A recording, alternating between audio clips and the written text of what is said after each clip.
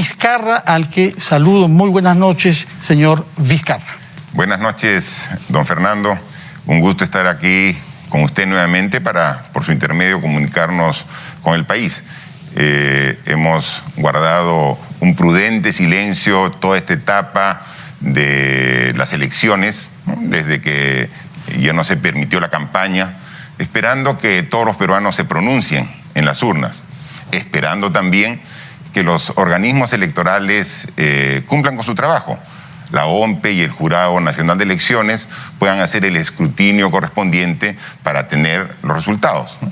Y creo que ya es oportuno y es responsabilidad ciudadana poder dar algunos puntos de vista referente a este tema.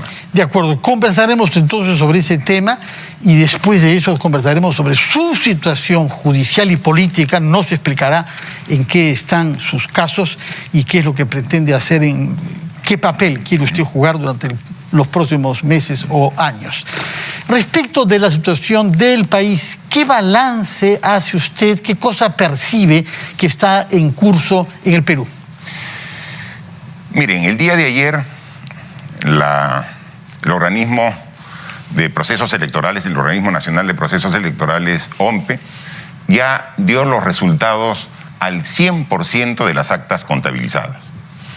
Y los resultados, tomando en cuenta hasta la última acta, son más de 86.000 actas a nivel nacional, determina que de los dos candidatos que pasaron a la segunda vuelta, Pedro Castillo supera por un escaso margen, un poquito más de 44.000 votos en ventaja de la candidata Keiko Fujimori, dándose unos resultados similares a los de hace 5 años, el año 2016, en las cuales yo participé con el candidato en esa oportunidad, Pedro Pablo Kuczynski, siendo su primer vicepresidente.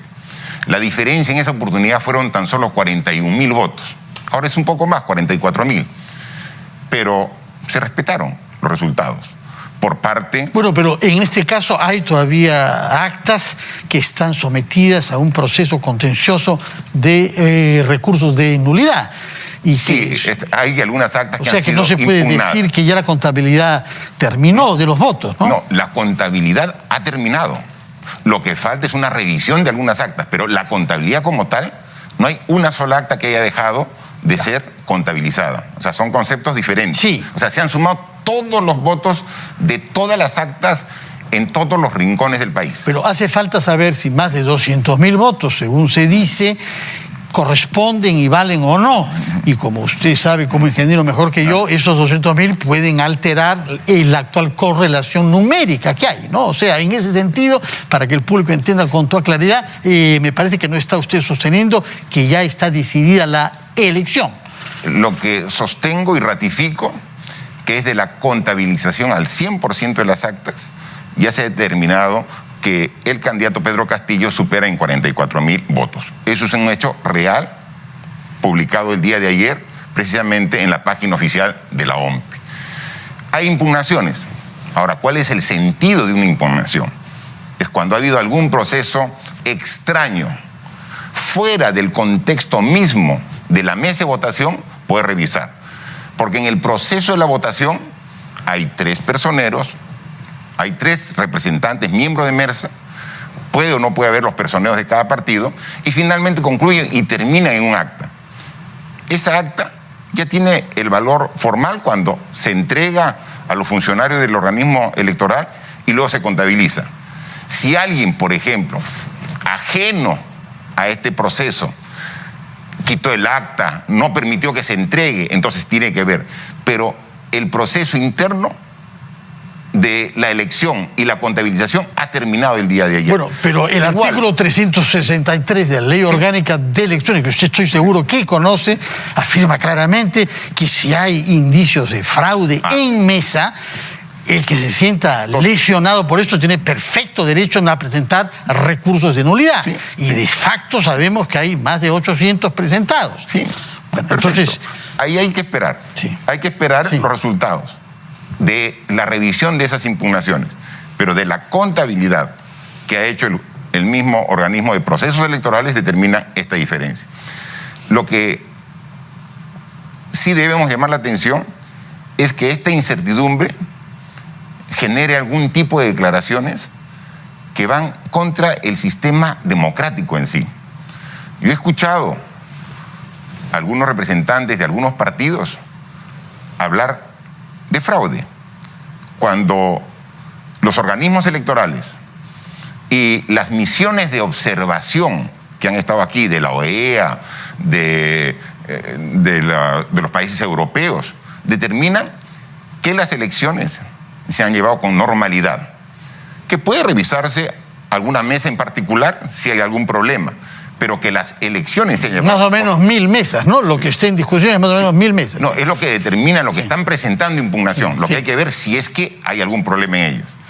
Pero de ahí decir que hay unas elecciones fraudulentas... No, eso yo no he escuchado tanto, sobre todo no a los candidatos. Sí, irregularidades. Ambos han presentado ¿qué? Sí, hemos escuchado. Sí, hemos escuchado. Tanto así que algún representante ha llamado a actos de sedición. Pero no de los candidatos, no de los partidos de los candidatos, ¿no? Estamos hablando. Pero hemos escuchado a algunos representantes de partidos políticos a desconocer y a convocar a nuevas elecciones. O sea, queremos desandar lo poco que hemos avanzado en nuestro sistema democrático. Ahora, justamente quería preguntarle, ¿qué hemos avanzado durante los últimos 5 años? Usted intentó impulsar un avance a través de una reforma política y encargó a la Comisión Tuesta de hacer una propuesta, pero no la respaldó usted tanto después. No, sí, le hemos respaldado completamente. ¿Completamente? Completamente. ¿Y por qué no se materializó? Porque efectivamente hubo una confrontación entre la propuesta enviada por el Poder Ejecutivo que yo representaba como presidente de la República y el Congreso, ¿no? Porque el Congreso, que era mayoritariamente manejado por una fuerza política, por Fuerza Popular, la mayoría de estas propuestas de reforma política eran distorsionadas. El claro ejemplo está el tema de la bicameralidad, sí, ¿no? Entonces, y en cada momento hubo una actitud confrontacional de parte del Congreso. ¿Y no de usted? No. No de usted, porque se le reprocha el careciendo de una bancada y careciendo de un partido, una situación anómala para un presidente en ejercicio, haberse basado en el atizar el conflicto entre los poderes y gobernar y adquirir popularidad sobre la base de denigrar a la clase política en ejercicio. Muy por el contrario. ¿Por qué presentamos una reforma del sistema de administración de justicia? ¿Por qué presentamos una reforma del sistema político? Precisamente para mejorar estas condiciones que estamos viviendo. ¿Y por qué no se llevaron a cabo? Porque precisamente la candidata que perdió las elecciones hace 5 años dijo, y eso sí lo dije directamente, que le habían robado las elecciones. Y se generó una confrontación ejecutivo y legislativo que ha llevado a una inestabilidad política en estos últimos 5 años. Manifiesta. ¿Queremos repetir la historia? ¿Queremos seguir 5 años más de la misma situación? ¿Y qué es lo que propondría usted? Si fuera un actor político, ahora no sabemos cuáles sean sus aspiraciones. Respetar los resultados de la voluntad popular. Bueno, tenga la seguridad que si los resultados hubieran sido así de apretados, pero a favor de la otra candidata, mi posición sería exactamente igual. Respetar los resultados. Usted puede asegurar eso. Así es. Con plena convicción. Con plena convicción. Muy porque yo en algunos mensajes que hago en las redes una vez por semana, 1 semana, 2 semanas, 1 mes antes de las elecciones, invitaba a toda la población a votar, que a conciencia hagan el uso de ese derecho cívico y que luego todos respetemos las elecciones. Porque ¿sabe lo que ha ocurrido? Don Fernando, ha habido una campaña muy violenta, muy agresiva, de mucha confrontación entre quienes defendían a cada uno de los candidatos. Y era necesario concluir para dar vuelta a la página. Pero, por ejemplo, y pensar usted en el Perú y no en los pidió votar contra la corrupción. ¿Qué significa eso? Puesto que la corrupción parece que está expandida en todos los partidos. y no creo que no necesito mencionarlo. Luego hablaremos sobre su caso particular, que tiene problemas con la justicia por eso. Pero frente a los dos partidos que postularon a la segunda vuelta y muchos otros, habían acusaciones. Por eso. El caso, por ejemplo, de Perú Libre, están apareciendo estos últimos días una serie de personalidades vinculadas al gobierno regional de Junín, que fue ejercido por el presidente de ese partido. El caso de Keiko Fujimori también es manifiesto, puesto que tiene un proceso en curso, ¿no? Por eso es que mi llamado era que se haga una evaluación profunda. ¿Pero qué significa entonces votar contra la corrupción? Que cada quien evalúe a conciencia, verifique el entorno de los candidatos, y si determina de que la corrupción tiene mayor arraigo en uno u otro partido, que escoja la otra opción. No ha sido una elección feliz, no ha sido una elección donde los más o menos 18 millones de electores han ido a votar alegres porque por convicción tenían un candidato. Ha sido una elección difícil, porque para la mayoría de los ciudadanos no tenían definido, este es el candidato que yo quería, o la candidata. Entonces, evalúa. Pero lo que ha hecho daño al país es la corrupción. Evalúa, vota contra la corrupción. Si alguien creía que la corrupción estaba enquistada en Perú Libre, no votes por Perú Libre. O sea, pero evalúa. Ese era mi llamado. Y finalmente, la población ha ido. Algunos que confían en mí pueden haber tomado en cuenta mi sugerencia. Y no necesariamente por uno o por otro partido, pero finalmente la contabilidad ha terminado. Claro. Y tenemos... Permítame ir a una pausa, por favor, después de la cual quisiera que habláramos sobre otro aspecto de su gestión y de la vida política en el Perú, que es lo que tiene que ver con la pandemia, porque sin duda es el malestar producido por la pandemia, la mortalidad y la pobreza que ha traído, que ha creado las condiciones para este voto y para esta polarización de la sociedad. Hablaremos sobre ese punto y su situación personal, judicial, después de una breve pausa. Totalmente dispuesto.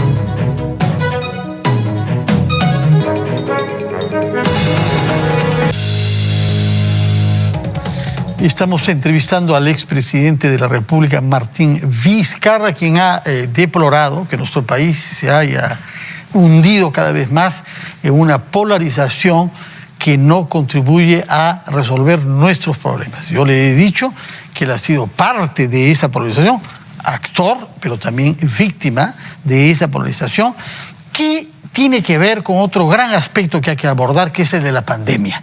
Se le reprocha a usted, señor Vizcarra, el no haber hecho gestiones eficaces para proveernos de vacunas.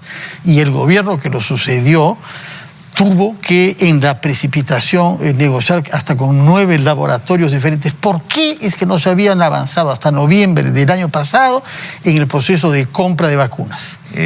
Mire, siendo muy corto en este tema, hablando de pandemia, tomando en cuenta las palabras iniciales de su programa, saludar de que las cifras de los últimos 6 semanas han ido decreciendo en cuanto a muertes, en cuanto a personas hospitalizadas y contagiadas. Y eso es fruto del esfuerzo de todos, de cuidar, ¿no? Usted está con mascarilla, yo estoy con mascarilla, hay que mantener la distancia social y eso tiene que continuar. Y tiene que continuar todo el año. O sea, todo el año tenemos que continuar así. Y eso porque estamos en una situación de pandemia que no teníamos hace 100 años. Después de 100 años hemos tenido una situación similar. Y tocó cuando yo estaba en el gobierno. ¿Qué tiempo estamos en pandemia? Estamos 15 meses. De los 15 meses que estamos en pandemia, yo he estado la mitad del tiempo, 7 meses y medio, y 7 meses y medio está aproximadamente el gobierno del presidente Sagasti. Obviamente hay cosas que hacer al inicio de la pandemia y cosas que vas avanzando. Al inicio de la pandemia lo primero que requieres es tomar la información y comprar lo básico, comprar mascarillas que no habían para atender a los 33 millones de peruanos, comprar respiradores mecánicos para los que se enfermaban, mejorar el número de hospitales a disposición, porque a nosotros nos agarró la pandemia en la situación más precaria como Pero país respecto de la compra de vacunas, era obvio que esa era la salida. Las vacunas, como cualquier bien, se puede comprar cuando exista. Uno no puede comprar algo que no existe. Y eso lo hemos visto y podemos ver en el caso de nuestro vecino Chile. Las vacunas se comienzan a comprar a partir del mes de diciembre del año pasado. Porque recién en diciembre las vacunas son aprobadas por los organismos correspondientes. Sí, pero que sean aprobadas no significa que uno no puede gestionar la compra antes, puesto que se sabía que... coordinar con los laboratorios como se coordinó con todos. Con los 9 que usted dice, con los 9 se coordinó para ver el proceso. Pero no había precio, no había plazo de entrega, porque no había aprobación. Pero entonces teníamos en esa etapa, mientras no hubiera vacunas, aumentamos de 100 camas UCI a 1.500 camas UCI, de 3.000 camas de hospital a 17.000 camas de hospital. Entonces comenzamos a trabajar, comenzamos a través del plan Taita, llegar hacia las zonas alejadas. Comenzamos a hacer todo el esfuerzo de cero. El gobierno, que entra en el mes de noviembre, ya no entra de cero. Comienza a trabajar con 1.500 camas UCI. Ahora, comienza a trabajar con más de 15.000 camas hospitalarias. Ahora, comienza también a trabajar con un descrédito que fue producido por la revelación de las vacunas indebidas en las que se benefició usted, miembros de su familia y muchas otras personas. ¿Qué tiene que decir al país frente a eso? Nosotros ya hemos manifestado al respecto y muy claro. Eso fue en octubre, cuando era un ensayo clínico. No era vacuna aún, las vacunas son a partir del mes de diciembre. Pero igual, si eso afectó la confianza... Manifiestamente, nosotros, o sea, y yo particularmente, he pedido sobre ese tema disculpas a la población. ¿Qué es lo que cree que hizo mal? No. ¿Disculpas respecto de qué? No, disculpas que se haya malinterpretado la intención de ese hecho. Porque nosotros, dentro de ese proceso, obviamente íbamos a darlo a conocer. No era un acto secreto de ninguna manera. ¿Pero por qué no lo hizo conocer cuando se produjo, como han hecho otras? Porque fue a fines de octubre y estaba todavía el proceso. Pero ese es un tema. Y el 9 de noviembre fui vacado. El 9 de noviembre fui vacado. Y no había terminado el proceso de la fase 3 del estudio del ensayo clínico. Eso se ha explicado y eso seguramente vamos a hablar con mayor detalles. Bueno, pero hay algunas ministras de su gabinete que han pedido disculpas y que aparentemente tienen un remordimiento real. ¿Usted parece que pide disculpas? Lo propio lo he hecho, señor Carvalho. O sea, públicamente nosotros presentamos las disculpas correspondientes. Si es que alguien cree que no debió realizarse ese acto en ese momento de ensayo clínico. Bueno, en todo caso... Pero sin embargo, se trabajó en todos los aspectos para seguir avanzando. Pero ahora, ¿qué necesitamos? Necesitamos seguir trabajando. Yo reconozco el esfuerzo que está haciendo el gobierno, porque en los últimos días se está vacunando alrededor de 150.000 personas por día. Está muy bien y lo felicito. Sin embargo, vemos la información acumulada y el total de ciudadanos del Perú vacunados con las 2 dosis, porque una vacuna tiene que recibir 2 dosis para que tenga la seguridad, solamente hay el 6%. Entonces, tenemos que mantener ese ritmo de vacunación e incrementarlo. Por cierto. Entonces, eso es lo que tenemos que trabajar. Estamos en esa etapa. Otro punto respecto de la pandemia que se le ha reprochado es el no haber sincerado la cifra de muertos. Ya era muy mala, pero cuando se ha sincerado, es decir, se han definido nuevas metodologías, nos hemos dado con que nuestros rendimientos figuran entre los peores, si no el peor del mundo. Nosotros nunca hemos ocultado absolutamente nada. Hemos dado la información procesada por el Ministerio de Salud. Nosotros, y puede preguntar a los ministros que han estado, siempre hemos pedido la información más clara y verídica para darla. Una pandemia siempre va a tener que actualizar sus cifras cuando concluya. Aquí se han hecho, a diferencia de otros países, se ha actualizado en el proceso de la pandemia. Esperemos que termine la pandemia, que seguramente será a fin de años o que se pueda controlar y se sabrán las cifras a nivel internacional cuando todos los países también hagan lo que ya hizo el Perú, de sincerar los datos principalmente de decesos. Pero nunca de nuestra parte ha habido ninguna voluntad de alterar ninguna cifra. A los ministros, a los funcionarios, siempre le pedimos información real, actualizada. Y esa información yo asumí la responsabilidad de transmitirla todos los días a los peruanos. Todos los días a mediodía daba cómo estamos, qué hay que hacer, qué hay que mejorar, cómo tenemos que, a pesar de lo difícil de la situación, encarar para que no nos venza, no solamente en el aspecto de salud, sino en el aspecto anímico. Y eso lo hemos hecho. Lo hemos hecho. De acuerdo. Todos los días. El tiempo corre, así que permítame preguntarle en qué se halla su proceso de exigencia a la justicia que lo restablezca en su derecho a ser parlamentario elegido, puesto que ha sido inhabilitado por el Congreso. ¿Cómo marcha eso? Mire, señor Carvalho, yo tengo el respaldo de más de 208.000 ciudadanos que quieren que yo sea su congresista, que yo los represente, ¿no? Y un Congreso que ya perdió legitimidad nos ha inhabilitado. Pero es el Congreso que existe gracias a las decisiones que usted tomó. Es el Congreso que existe. Disolver el anterior. Obviamente había razones para disolver y de ninguna manera me arrepiento. O sea, el Congreso... ¿No se arrepiente en general de nada de lo que ha hecho? No, tengo muchas cosas que arrepentirme. ¿Cuál es la más importante? Como toda persona, obviamente hay muchas cosas que se podrían... Pero ¿cuál diría, qué cosa quisiera usted que sus compatriotas sientan? Por ejemplo... Usted se reprocha a sí mismo el no haber podido hacer. Por ejemplo, una de las cosas que me arrepiento precisamente era en este último Congreso haber tenido una participación política para tener una bancada y poder acompañar desde el legislativo la tarea del ejecutivo. Nosotros dijimos, no, aboquémonos solo al ejecutivo. Y eso, de acuerdo. Visto, es un error que me arrepiento. Sí. Debimos en este Congreso nosotros postular candidatos, crear algún partido que respalden las propuestas del gobierno y no que todas vayan a tratar de ser...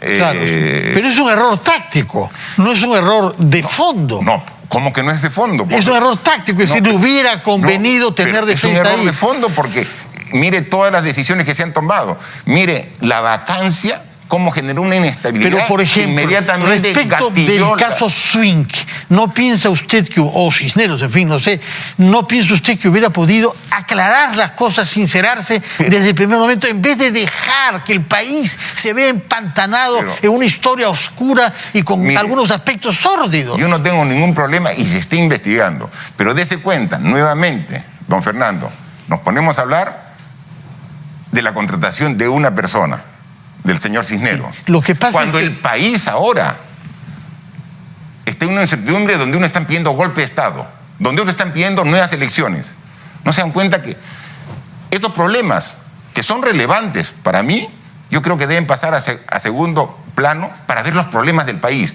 Y con toda disposición, en una próxima oportunidad, cuando se solucionen estos problemas que son de interés nacional, veamos estos problemas que no tenemos ningún problema, siempre nos hemos puesto a disposición de la justicia. De hecho, hay una investigación también por su actividad como empresario, por las acciones que mantuvo y por lo que decisiones que tomó como... De hace 8 años. Como gobernador regional de Moquegua. Pero como el tiempo corre, yo quisiera aprovecharlo y terminar con algo importante.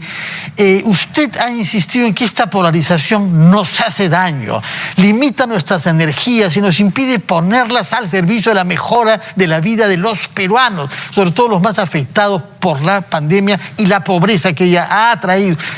¿Cómo concibe usted que se debería hacer para salir de este impasse a que nos ha llevado la segunda vuelta? Definir lo más pronto y aceptar el resultado de estas elecciones. Y después de eso podrá ser en quizás 1 o 2 semanas, en el peor de los casos. Después de eso, ¿qué pasos dar? ¿Cómo se reconcilia? Usted ha estado desde dentro de toda esta actitud polémica. Inició su mandato con muy buenas relaciones con Fuerza Popular. ¿Sí? Algunos se lo han reprochado incluso y dicen que llegó al poder gracias a esas relaciones.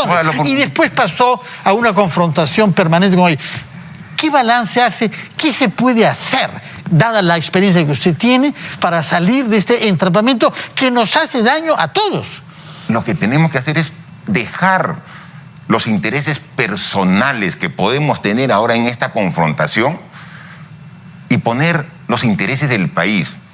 ¿Cómo se traduce esto? Hoy día estamos miércoles 16 de junio. Sí. ¿Cuándo asume el nuevo presidente de la República? 28 de julio. Miércoles. Sí. O sea, estamos exactamente a 6 semanas. cada vez que hay un cambio de gobiernos, hay cambio de ministros, hay cambio de funcionarios, de ejecutivos. Y prácticamente se paraliza la ejecución de la administración pública. Y la relación entre los ministerios y los gobiernos regionales, los municipios, tiene una para. Esa paralización, ¿qué significa? Menos trabajo, porque se paran muchas de las obras.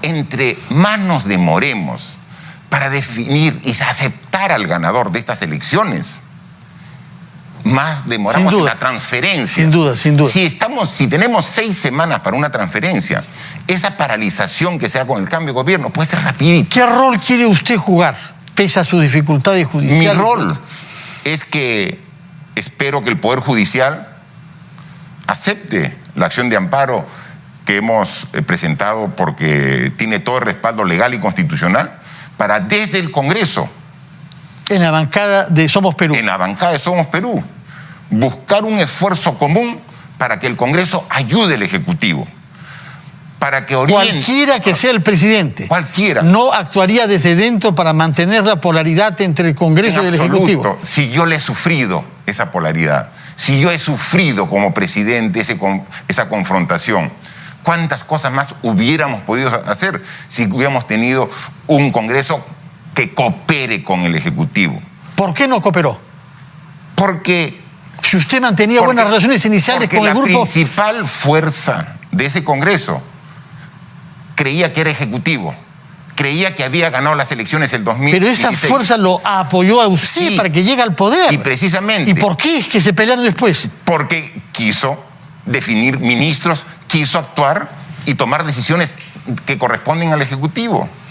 Y no lo vamos a permitir, porque son poderes independientes. Señor Vizcarra... Entonces, eso no puede ocurrir. Y depende de nosotros. ¿Qué nos ha pedido los peruanos este 6 de junio?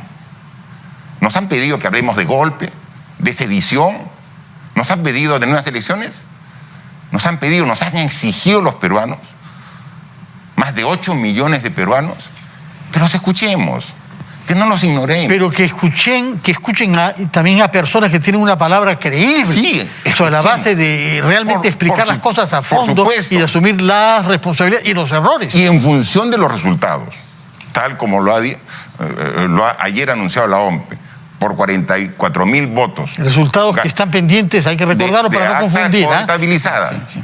También desde el inicio, pedirle a Pedro Castillo que aterrice claramente en sus propuestas para ver qué va a hacer para recuperar los 2 millones de empleos que se han perdido fruto de la pandemia. Para otra vez regresar del 30% de pobres al 20% que teníamos el 2019 con tanto esfuerzo. Cosas concretas, porque realmente ha tenido un plan de gobierno original que lo ha ido variando. Y entonces menos mal, ¿no? Menos mal, sí, porque el plan original lo ha ido variando en función. Y arcaico. Necesitamos que conversar cuál es la posición y queremos el pronunciamiento. O sea, que los actores políticos, los partidos, las fuerzas vivas, los empresarios se pronuncien de una vez para que... Se vienen pronunciando, sobre todo los empresarios, hemos visto varios... Salir de esta situación, dar vuelta a la página y luego buscar una conciliación. Ojalá que así sea, señor Vizcarra. Por la familia, porque hasta familias se han distanciado lamentablemente, en estos problemas. Sobre ese punto tiene razón completamente. Muchísimas gracias por su presencia, por sus explicaciones y ya conversaremos a medida que le